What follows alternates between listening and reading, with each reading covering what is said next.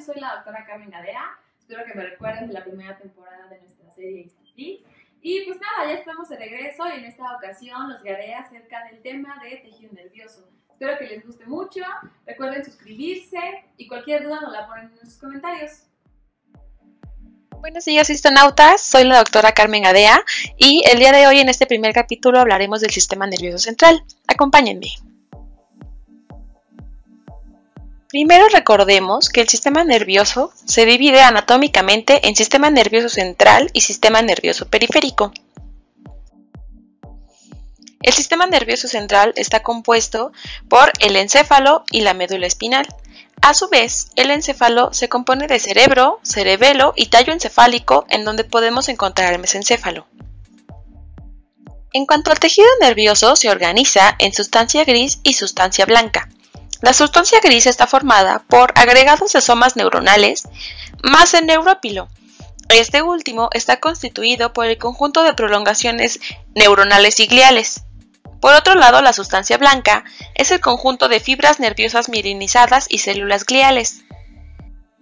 En el encéfalo encontramos la sustancia gris en la periferia, formando la corteza cerebral y cerebelosa respectivamente, así como algunos cúmulos de somas neuronales llamados núcleos.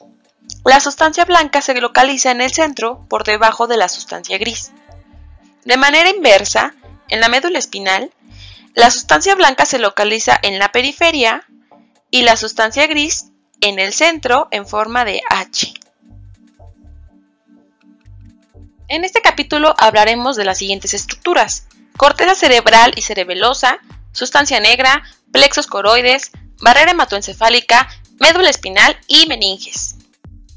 La corteza cerebral corresponde a la sustancia gris ubicada en la periferia del cerebro y que está dispuesta formando surcos y circunvoluciones. Se encarga de las funciones mentales superiores como memoria, cálculo, aprendizaje y lenguaje, entre otras, de la integración sensorial y del inicio de las acciones motoras. Histológicamente se le describen 6 capas. Las capas de la corteza cerebral, comenzando de la más externa hasta la más interna, son la capa molecular, en la que tenemos células horizontales, granulosa externa con células granulosas, piramidal externa, que tiene células piramidales pequeñas y medianas, granulosa interna con células granulosas estrelladas y que es la capa más densa, la piramidal interna, en la que encontramos neuronas piramidales motoras de gran tamaño que también son llamadas gigantes de Betz y es la capa menos densa de la corteza cerebral. La capa multiforme, que contiene células de diferentes formas, también llamadas células de Martinotti, y que es la capa que está en íntimo contacto con la sustancia blanca. Ahora, histonautas, recuerden que en las 6 capas de la corteza cerebral encontramos neuroglia dando soporte a nuestras neuronas. Una mnemotecnia para que ustedes recuerden estas 6 capas de la corteza cerebral es gran pirámide,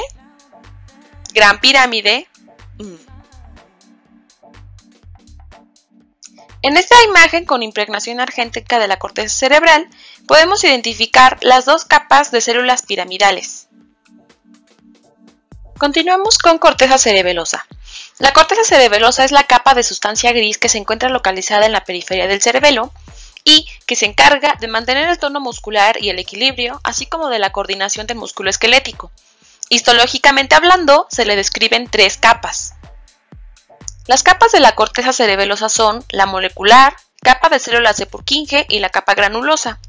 En esta imagen teñida con Kluber barrera tenemos a la capa molecular, que es la más externa y la que está en contacto con la pia madre, la capa de células de Purkinje, que separa la capa molecular de la capa granulosa, la capa granulosa, que es la que está en contacto íntimo con la sustancia blanca y teñida de manera más intensa a nuestra sustancia blanca. Histonautas, en esta diapositiva les dejo los componentes de cada una de las capas del cerebelo. En la capa molecular encontramos células estelares, somas de células en canasta y las dendritas de las células de Purkinje. En la capa de células de Purkinje se localizan las células de Purkinje, que a su vez están rodeadas por las prolongaciones de las células en canasta. En la capa granulosa tenemos células granulosas pequeñas y los glomérulos cerebelosos. Los glomérulos cerebelosos son sitios en donde se lleva a cabo la sinapsis entre las fibras musgosas que penetran el cerebelo a través de la sustancia blanca y que hacen sinapsis con las células granulosas. La corteza cerebelosa. En esta imagen tenemos un acercamiento en donde apreciamos las tres capas de la corteza cerebelosa. Tenemos entonces a nuestra capa molecular, a nuestra capa de células de Purkinje, que son estas de aquí. Vean cómo son neuronas de forma piriforme con un núcleo en ojo de búho. Y aquí tenemos prolongaciones que corresponden a dendritas que se proyectan hacia la capa molecular. Y por último, hacia abajo de la capa de células de Purkinje tenemos la capa granulosa. Tenemos que hablar de las células de Purkinje. Son neuronas piriformes que tienen abundantes ramificaciones dendríticas y que se proyectan estas ramificaciones a la capa molecular. Su axón, en cambio, se proyecta hacia la granulosa, la atraviesa y llega hasta la sustancia blanca. Estas células siempre envían información inhibitoria y utilizan el neurotransmisor GABA. En esta imagen de impregnación argéntica tenemos neuronas de Purkinje que tienen un cuerpo piriforme y se observan las abundantes prolongaciones dendríticas, que son estas de aquí, y que se proyectan hacia la capa molecular. ¿Okay? Su axón estaría hacia aquí abajo, hacia la sustancia blanca. En esta imagen, además de poder observar las tres capas de la corteza cerebelosa, podemos observar unas células llamadas células en canasta. ¿Okay? Estas células, sus somas se encuentran en la capa molecular, pero sus prolongaciones se proyectan hacia los somas de las células de Purkinje y los envuelven de este modo. Vean aquí cómo las prolongaciones forman una canasta alrededor de los somas de las células de Purkinje. ¿Okay? Entonces, las células en canasta, recuerden que es como si tuviéramos una perita en una canasta, y la canasta son las prolongaciones de estas células en canasta. ¿Ok? Bueno, mis histonautas, llegó el turno de hablar del mesencéfalo. El mesencéfalo es una parte que se localiza en la porción superior del tronco encefálico y que es muy importante saber que alberga la sustancia negra. ¿Okay? La sustancia negra anatómicamente se encuentra aquí, en la unión de los pedúnculos mesencefálicos. La sustancia negra se llama sustancia negra ya que es una porción del mesencéfalo en la que encontramos neuronas con inclusión de melanina. Al hablar de melanina en el sistema nervioso, esta también se conoce como neuromelanina. Entonces veamos aquí estas neuronas que tienen su núcleo en ojo de búho muy característico, pero además en su citoplasma podemos observar gránulos de color negro que corresponden a melanina. ¿Okay? Entonces, si vemos melanina, estamos hablando de sustancia negra y de mesencéfalo. Barrera hematoencefálica. La barrera hematoencefálica es una estructura cuya función es limitar el contacto entre la sangre y el tejido nervioso, y tiene tres componentes.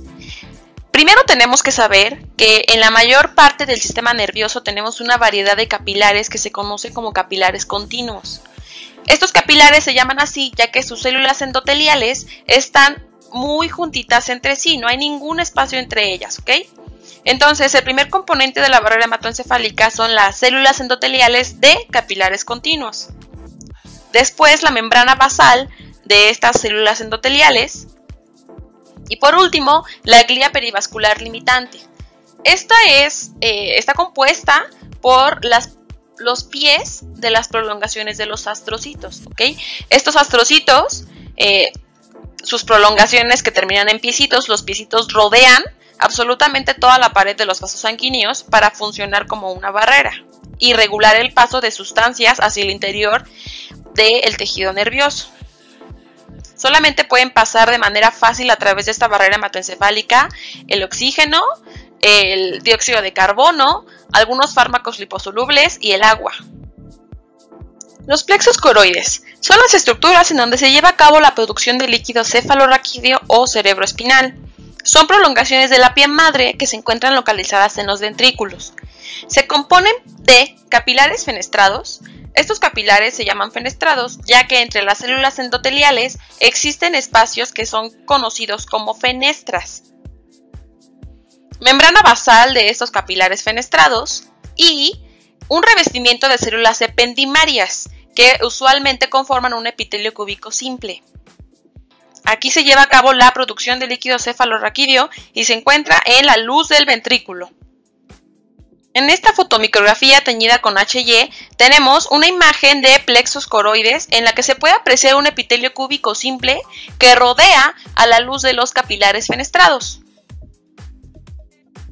Médula espinal. La médula espinal es la porción del sistema nervioso central que se localiza en el canal vertebral y cuya función es la comunicación entre el encéfalo y el resto del cuerpo. Se le describe en varias partes. Tenemos en el centro el conducto ependimario a través del cual circula el líquido cefalorraquídeo, nuestra sustancia gris alrededor del conducto, que se divide en astas posteriores o dorsales y astas anteriores o ventrales, ¿ok? Y en la periferia a nuestra sustancia blanca. Si nosotros vemos un corte histológico teñido con Kluber-Barrera, de la misma forma tenemos a nuestro conducto ependimario, astas posteriores, astas anteriores y en la periferia la sustancia blanca. Además aquí también podemos ver un recubrimiento de meninges, pero más adelante en este capítulo hablaremos acerca de las meninges, ¿ok? El asta anterior de la médula espinal. Aquí encontramos somas de las neuronas motoras que se encargan de inervar el músculo esquelético. Al ser neuronas motoras son neuronas de tipo multipolar. Y aquí tenemos una imagen, vean.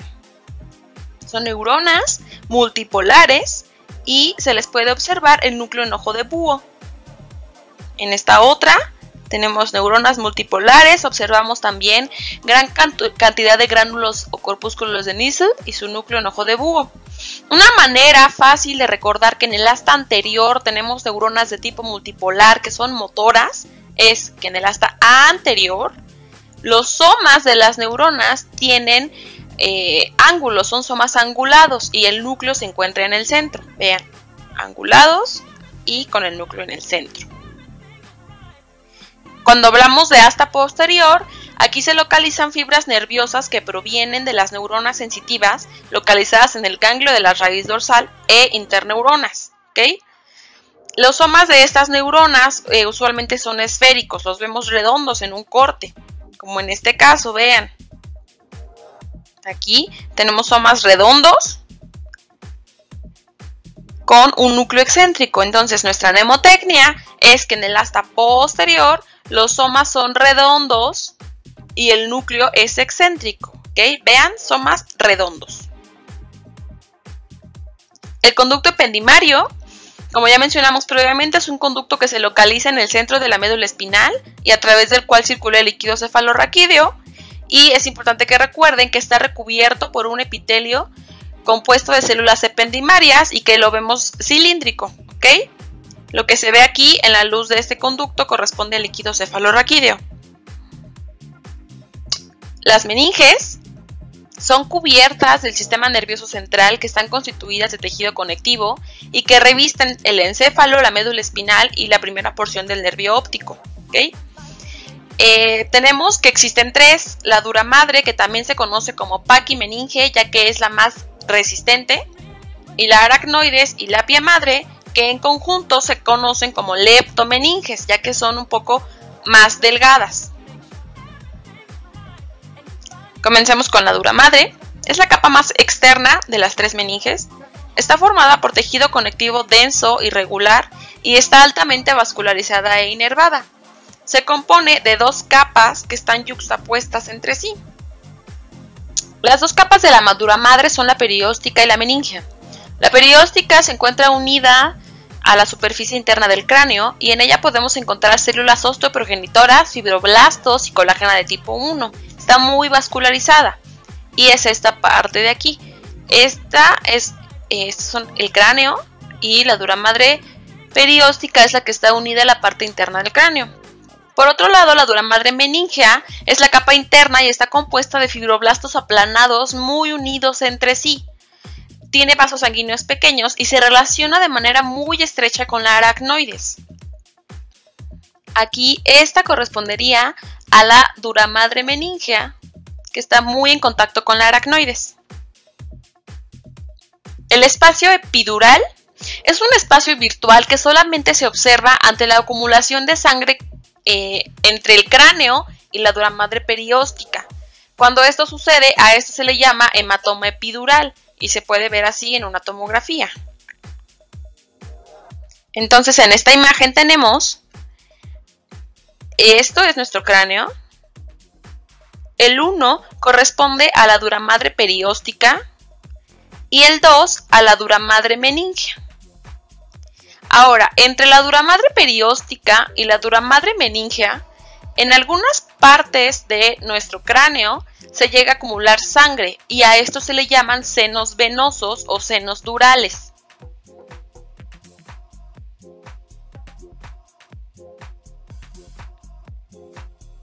A nivel de la médula espinal, la dura madre no está en contacto directo con las vértebras, sino que está rodeada por grasa y un plexo venoso.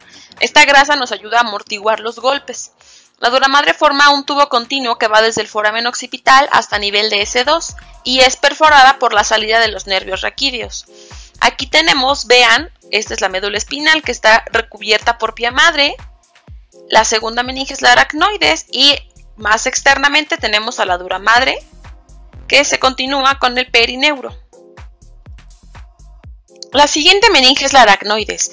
Una característica importante de la aracnoides es que es avascular. Está compuesta de fibroblastos, colágeno de tipo 1 y fibras elásticas. Y en ella se localiza algo que se llaman vellosidades aracnoideas, que un poco más adelante vamos a mencionar. La aracnoides tiene dos regiones. Una región que está en contacto estrecho con la dura madre y una región en la que encontramos fibroblastos modificados que forman trabéculas que se proyectan hacia la pia madre. En esta imagen vemos la parte de aquí corresponde a la aracnoides que está en contacto con la dura madre. Y estas son las trabéculas aracnoideas, que son fibroblastos modificados que se proyectan hacia la pia madre en el espacio subaracnoideo. Cuando lo vemos macroscópicamente, estas trabéculas dan la apariencia similar a una telaraña. Por eso se le dio el nombre de aracnoides. Ya que la aracnoides y la dura madre meningea se encuentran en contacto tan estrecho, el espacio subdural es un espacio virtual o potencial que solamente se observa ante la presencia de sangre que separe estas dos capas. Cuando esto ocurre, se le llama hematoma subdural.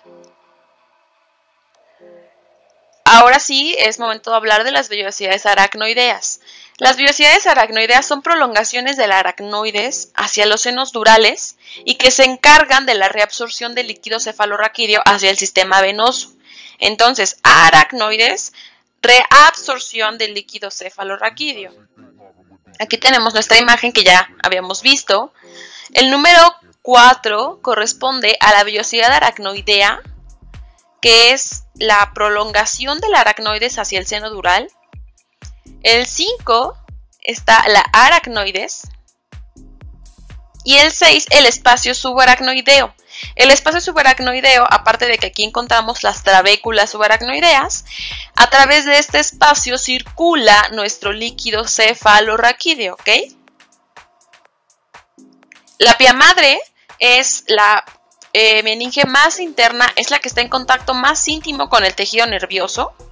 Es muy vascularizada y se compone de una capa delgada de fibroblastos modificados muy unidos entre sí.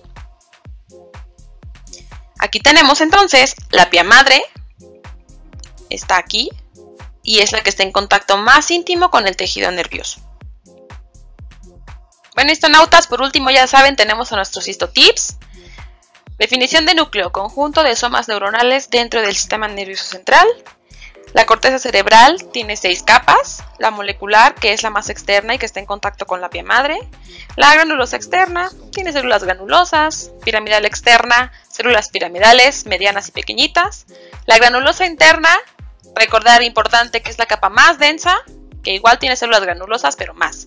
La piramidal interna tiene células piramidales, pero son muy grandes, entonces se llaman gigantes de Betz. Y la capa multiforme tenemos a las células de Martinotti y es la que está más próxima a la sustancia blanca, está en contacto con ella. De la corteza cerebelosa tenemos 3 capas, la capa molecular, la capa de células de Purkinje y la capa granulosa. Los histotips de la médula espinal, recuerden que las neuronas del asta anterior tienen somas angulados a anterior, somas con forma de triángulo. Al contrario, en el asta posterior tenemos interneuronas y fibras sensitivas y los somas son redondeados, recuerden, P posterior.